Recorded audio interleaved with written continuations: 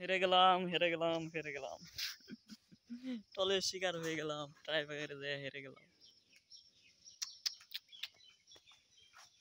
উরুগুয়ের সাথে ট্রাইব্রেকারে হেরে গেলাম।